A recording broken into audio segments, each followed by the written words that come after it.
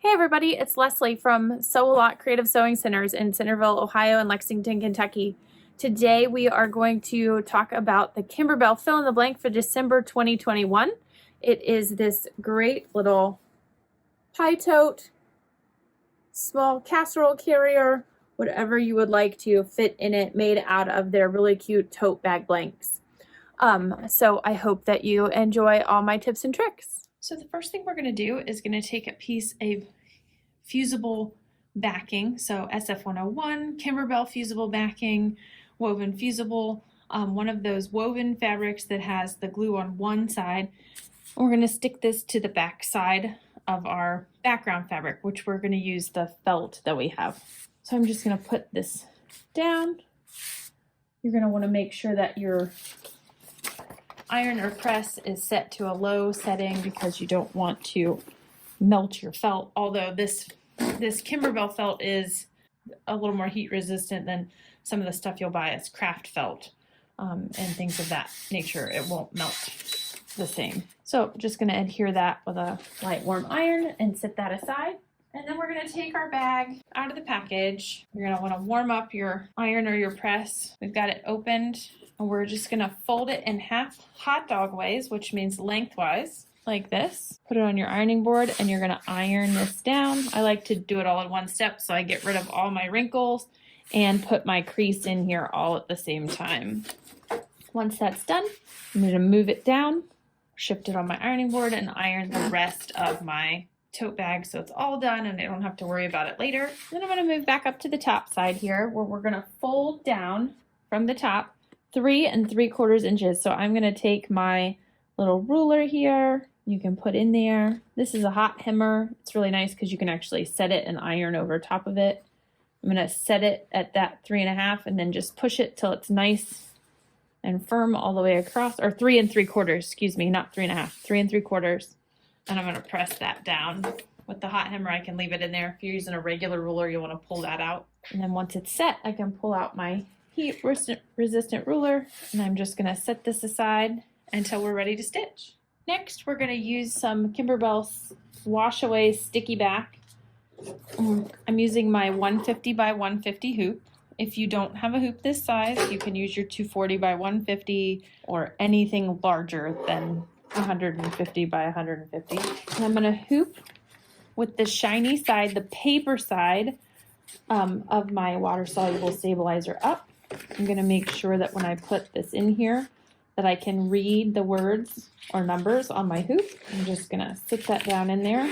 If it doesn't want to fit in, just loosen that screw up and it should push right into place.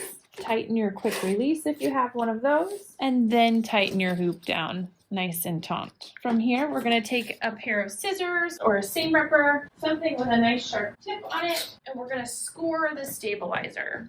I like to do this when it's on a flat surface so that I don't push too hard and push all the way through and rip my stabilizer. I just really want to score the paper that's on top, and then I'll pull away all of that slick paper that's on top. And now we're ready to stitch our placement crosshair and get ready with our design. So once we're ready to stitch, you have two options. If you have a machine that you can call up more than one design on the screen at a time, we're going to go ahead and call up our crosshairs and our embroidery stitch out. If you can only open one design at a time, you're going to go ahead and just call up your crosshairs at this point. So if you're only pulling up the crosshairs at this point for centering, this is what you're going to have on screen. You're going to choose the hoop that you're using. I've got the 150 by 150, so that's what I have on there. But in the machine that I'm working on, I actually can call up a second design. So if you have a machine you can call up multiple designs on, we're just going to go in here. I am going to check to make sure that my centering crosshairs is in the center. My XY axis will read 0, 0, 0, 0. But I'm going to go back in and I'm going to open up the applique design stitch out. And when I do that, you'll notice it came in and it's a little off centered because it's at 5 and -5. I'm just going to center that in the hoop right over top my crosshairs. When you open up multiple designs in the hoop, whichever design you open up first is what's going to stitch first. So we will be in good positioning with our crosshairs setting up first, and then we will be able to just go right into our bag. If you only are able to call up the crosshairs at this time, that is perfectly fine. You're just going to stitch the crosshair first, and then you're going to go back out, delete the crosshair off, and call up your Seasoned with Love stitch out in the center and go back into stitch out mode. So I'm going to head into stitch out mode here, and we're going to start off by stitching just our placement stitch right on the stabilizer, the sticky side of the stabilizer. Once this is done, again, if you've called up your second design, it's going to go to the first stitch of that, or if you need to go back out and get rid of your crosshair and start with your new design, you can definitely do that. I am just going to move my hoop into what's called trim position so that I can show you how to attach your bag to your stabilizer. So we have this folded with our hot dog ways and our 3 3/4 inch down. And I've left that folded, and I'm just gonna line that long center fold up and my short 3 3/4 inch fold up with the vertical up and down that I'm looking at it. And if you'll notice, you'll think, oh, I'm putting the bag on crooked or sideways. You want the bag to go on sideways so that the excess hangs off to the left-hand side of your embroidery arm. If you notice, the design when you call it up is going to be facing that direction also. It's just to keep the bulk of your bag off to the side. So I'm going to open that up and line it up. And if you don't want to do this while it's on the machine, you can definitely take the hoop off and take it to a flat surface, a table, something of that nature. Might make it a little easier to hoop. I just want you to be able to see everything that's going on. So you're going to put that down, have everything ready to go. If you, for some reason, don't have your straight, remember you can peel it up. It is just a sticky for placement. And then we're just gonna give that a nice little push to make sure it's stuck. And remember, the excess of your bag and the opposite handle are gonna be hanging off. The bulk of your bag is gonna be hanging off to the left. The top of your bag is gonna be here to your right. Our first stitch is gonna be the placement stitch for our background.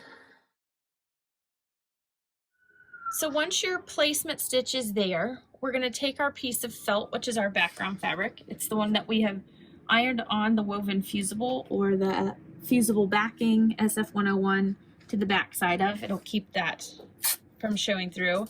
And we're going to use some Kimberbell tape, and we're just going to tape down the sides to keep this from moving around before we start to stitch all of the fun decorative details, because that's what we're working on next. So you want to make sure this is taped down because there's not going to be a tack down stitch here. So you definitely want to use your Kimberbell tape. Tape this in place, and then we're going to stitch the placement stitch for our first little shaker, our salt shaker. So I'm just going to change my thread to white, and I'm going to stitch the placement stitch for my salt shaker. From there, we're going to lay the white leather on top, covering up that entire placement stitch and tacking it in place. A small piece, if you want to tape it down, by all means, feel free to do that. Once we've stitched that, we're just going to take and trim around the leather. So I'm going to remove my hoop from the machine. It just makes it a little bit easier for me to get to, so I don't have to turn it. I don't have to stand on my head. I can turn this all the way around. If you took your hoop off and you're putting it back on the machine, make sure that the excess of your bag or your handles from either side do not get caught underneath your hoop. And then we're going to stitch the placement line for our pepper. And again, we're going to cover the black or placement line up with the black leather. I've matched my salt and pepper shaker outlines to the colors that they are, the white and the black. If you wanted to use gray around both pieces to kind of offset them a little, that would definitely work well too. I think that's what they've done in your example on the photographs. I'm just going to remove this again and trim away. We're getting ready to do the placement stitches for the lids to the salt and pepper shakers. So I'm going to put in a gray. Again, if you use gray for all three of these parts, these outline parts, that would just save you some color changes. It would speed up the process of this design a little. It's going to do the placement stitch for both lids, and you've got one piece of silver embroidery leather in your pack. This will cover both areas at the same time. and tack those down and do the little detail stitches. And then from here, we're going to trim around the silver tops. Once we've stitched down and trimmed around our salt and pepper shakers and their lids, the next thing it's going to do is tack down and finish the edges of our felt. So this is going to do a leaf viney pattern around the outside of the circle, which we're going to trim around afterwards. That's why felt makes a great choice for this piece of applique, because it's not going to ravel on the raw edge. Because we have this taped down, it's going to keep everything from shifting and moving, and we're just going to stitch that vine around the outside.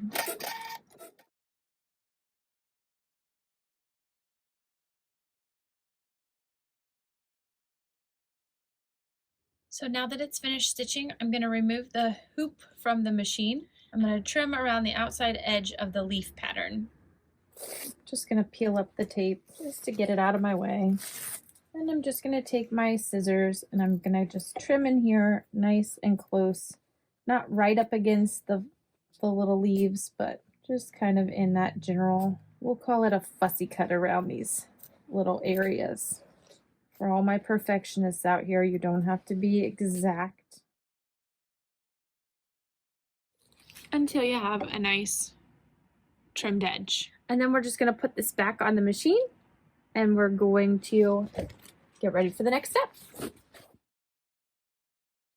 From here, I'm just going to take my piece of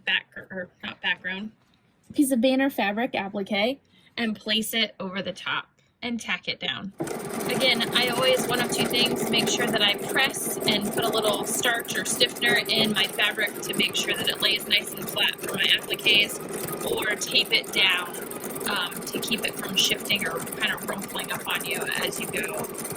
You'll notice in the kits with this, they gave you a nice big piece of this. You can make lots of banners or use it for additional appliques. You only need about 2 by 6.5 inches. So now we're going to remove the hoop and trim around the banner. This also is going to be a raw edge finish around this banner. So if you are concerned about the fabric type that you have or something raveling, put a piece of that fusible backing on it to help stabilize that. Or you can always put a little double-sided fusible backing on there as well.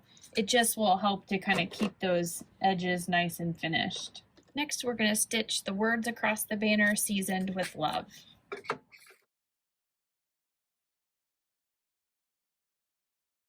And our last stitch out is going to now be the words, "This kitchen is." So if you want to change your thread color here, you can. I'm going to leave mine at black and just keep stitching.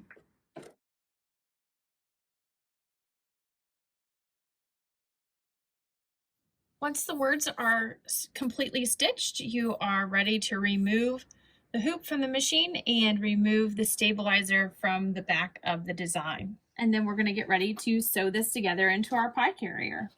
So now that I've taken the hoop from the machine, I can remove the stabilizer and the embroidery from the hoop, and I can just trim away the excess stabilizer. This is a sticky wash away, so we can always rinse out the remaining leftovers. So once we have it removed from the hoop and we've taken the stabilizer off the back, we're just going to find our center of the bag, and I do this simply by folding it in half and matching up these edges. You can finger press it and I slide my ruler down in there. From there, I'm going to mark it. They suggest a water soluble pin. Air erase is fine. I'm using a chalk liner so you guys can see the mark that I'm making here. And then we're just going to fold each edge up to that center line, right sides together. And then with a couple pins, you can pin it in place. So with this held in place, we're just going to sew all the way across here and all the way across this end. And that's what's going to create our pie carrier. So we're going to sew at a 1/2 inch seam allowance. I'm just going to use this magnetic seam guide. I like to reverse the beginning and end, as well as over top of the opening, because that's where you're going to get the most wear and tear.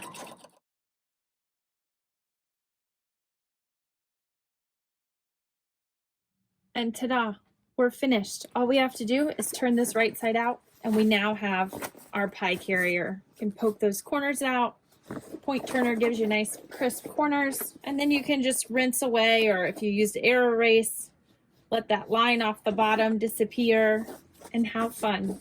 Your pie tote is all ready to go. Wouldn't even have to just be a pie tote. We can fit lots of things in there. So I hope you all enjoyed this project. It's a really great fun thing to do. We can swap this design out for lots of different things, swap the tote bag out for some of the different colored blanks, and just have all kinds of cute little carriers. It makes a really quick and easy gift. So if you're going somewhere, that would be a quick, easy project to whip up for anybody. So I hope you enjoyed and look forward to all of our additional adventures with you and your stitching.